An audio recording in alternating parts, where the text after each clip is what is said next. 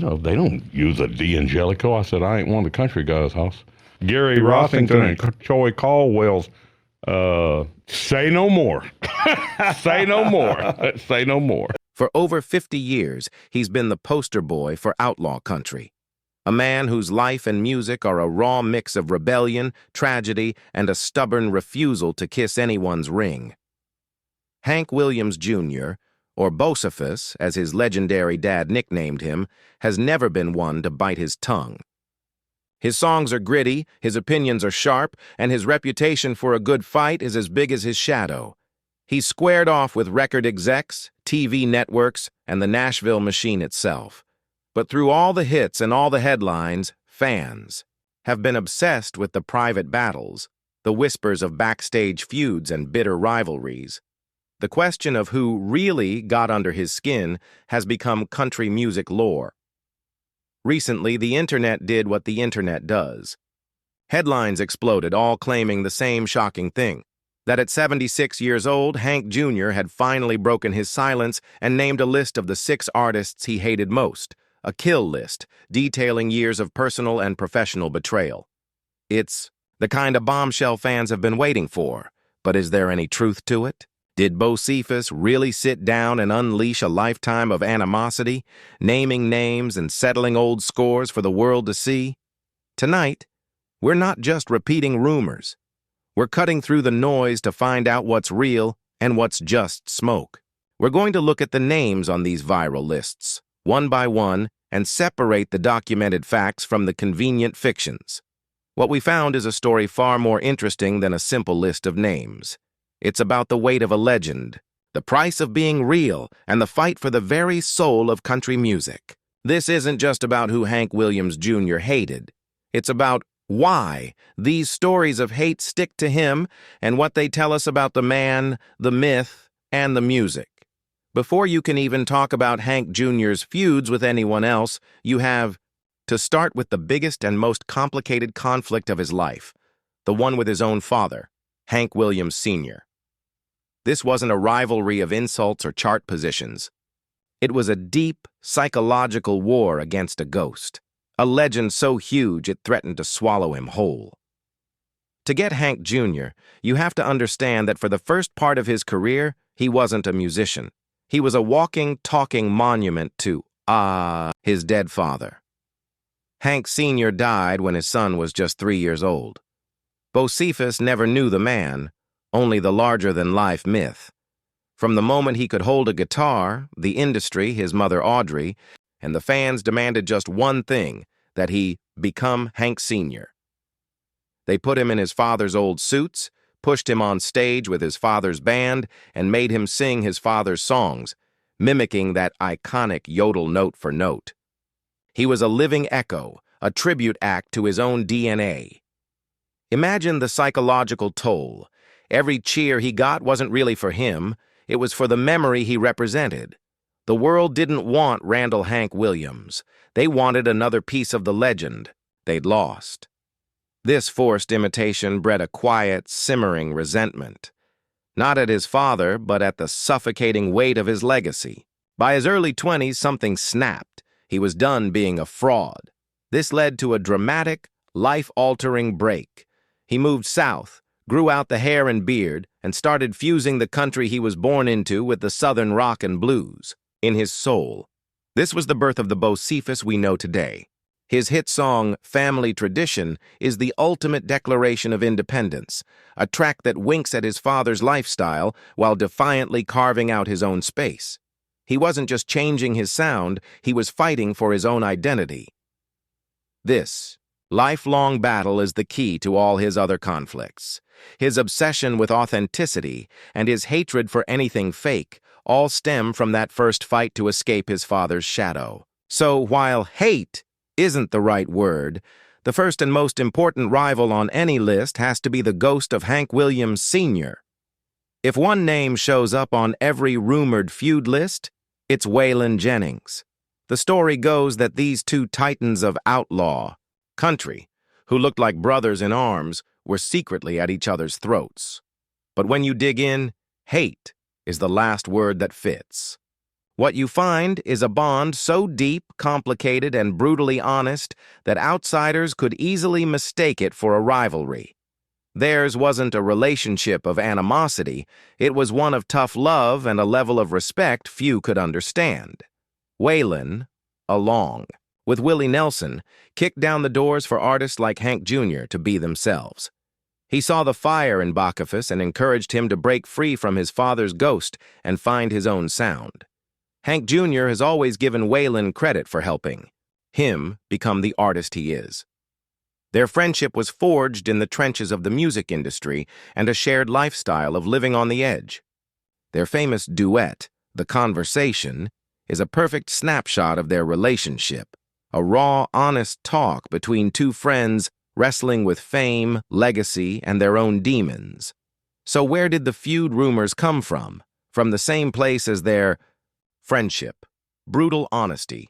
Hank Jr. was openly critical of Waylon's substance abuse, not out of malice, but from a place of concern and heartbreak. He felt Waylon's addictions were holding him back from his true potential. In one interview, Hank Jr. said with regret that Waylon could have gone so much further, lamenting that his friend's hard-living ways cost him. It wasn't an insult. It was a painful observation from a man who saw the genius and the self-destruction up close. Waylon gave it right back. When Hank Jr. was at his lowest after his near-fatal mountain climbing accident, Waylon didn't coddle him. He gave him tough love, challenging him to either stand up and fight for his career or let the world forget him. It was the kind of harsh but necessary advice only a true friend can give. When Waylon passed away in 2002, Hank Jr. was devastated, saying he'd lost one of the last people who truly got what their life was about. So, was there a feud? No. There was something far more real, a flawed, complicated brotherhood built on a respect so deep it demanded the cold, hard truth. For years, one of the most stubborn rumors in country music has been the supposed war between Hank Williams Jr. and Garth Brooks. It's a perfect story. The gritty, unapologetic outlaw versus the clean-cut, stadium-packing superstar who took pop country to the masses. The whole thing caught fire thanks to a single, damning quote attributed to Hank Jr. "I wouldn't be caught dead on stage with Garth Brooks." That line went viral, cementing the idea of a bitter rivalry. The only problem? The quote is completely fake. It came from a satirical website, a piece of fiction designed to sound just plausible enough to be true. There was no country legends concert that Hank Jr. supposedly bailed on to avoid Garth. The entire narrative is a house of cards. When you search for actual evidence of a personal feud, verified insults, public spats, direct confrontations, you find nothing. So why did this rumor take off? Because it represents something much bigger than a personal beef. It's a philosophical war for the soul of country music. In the early 90s, Hank Jr. was the king of country rock. His music was raw, bluesy, and southern as hell. Then came Garth Brooks. Garth wasn't just a singer, he was a phenomenon. He sold albums by the tens of millions, blending pop melodies with rock-style stage shows. For traditionalists, Garth represented a watering down of the genre. They felt country music was supposed to be about pain and struggle, the stuff Hank Jr.'s own music championed. Garth's polished sound was seen as a betrayal of the genre's roots, trading grit for glamour. Issue wasn't with Dolly the person, but with Dolly the crossover superstar. In the late 70s and early 80s, while Hank was digging his heels into his outlaw identity, Dolly was exploding into a global icon. She was starring in Hollywood movies, hosting variety shows, and topping both country and pop charts. The rumored narrative suggests that while the world saw a brilliant businesswoman, Hank Jr. saw a dilution of the genre he held sacred. One unverified backstage rumor claims he once grumbled something to the effect of, "Dolly ain't country anymore. She left it for Hollywood." It's important to stress this is just a rumor, but it perfectly captures the philosophical conflict this supposed feud is built on. For Hank Jr., country music was supposed to be about unpolished authenticity. The glitz and glamour of Hollywood were the opposite of that. In reality, their relationship seems to be one of distant, mutual respect. Hank Jr. has spoken about Dolly with clear admiration for her talent and longevity, even praising her for a pro-Second Amendment comment she once made, saying she gave my kind of answer. He acknowledged they hadn't seen each other in years, but confirmed it's all good, noting they'd even presented awards to one another in the past. The feud with Dolly appears to be a total fabrication, cooked up for shock value. It's a compelling story, the raw outlaw versus the polished queen. But it's a story with no basis, in fact. The idea of Eric Church being on a Hank Williams Jr. hate list is probably the most illogical one of them all. On paper, these two are cut from the same rebellious cloth. Church built his career on an outsider persona, mixing rock energy with country storytelling, a formula Hank Jr. perfected. Church has always pointed to Bocephus as a hero and a major influence. A feud between them just doesn't make sense, and that's because it's not real. All available evidence points to the exact opposite, a relationship built on mentorship and deep mutual respect. Hank Jr. took Church on tour when the Nashville establishment was still skeptical of his edgy sound. Church loves to tell a story from that tour where, after he played a killer opening set, Hank Jr. walked up to him and said, "Heard you had 'em. Going, cousin. Watch this." It was a classic Bocephus moment, part swagger, part a master challenging his apprentice. The respect clearly goes both ways. When Hank Williams Jr. was finally inducted into the Country Music Hall of Fame as part of the class of 2020, Eric Church was chosen to pay tribute. At the ceremony in 2021, an emotional Church spoke about how Hank's music was the soundtrack to his life. He then delivered a powerful acoustic performance of Hank Jr.'s anthem, "A Country Boy Can Survive." It was a moment that left no doubt about his admiration. So where did the rumor come from? Most likely, it was online speculation trying to create a king versus prince narrative. But that completely misreads their dynamic. Hank Jr. seems to see Church not as a rival, but as someone carrying on the real family tradition, pushing boundaries and staying true to yourself. The supposed feud is a fiction, a misunderstanding of a relationship that's actually one of the best examples of Hank Jr.'s positive influence on a new generation of rebels. After cutting through all the rumors and myths, we finally arrive at the truth.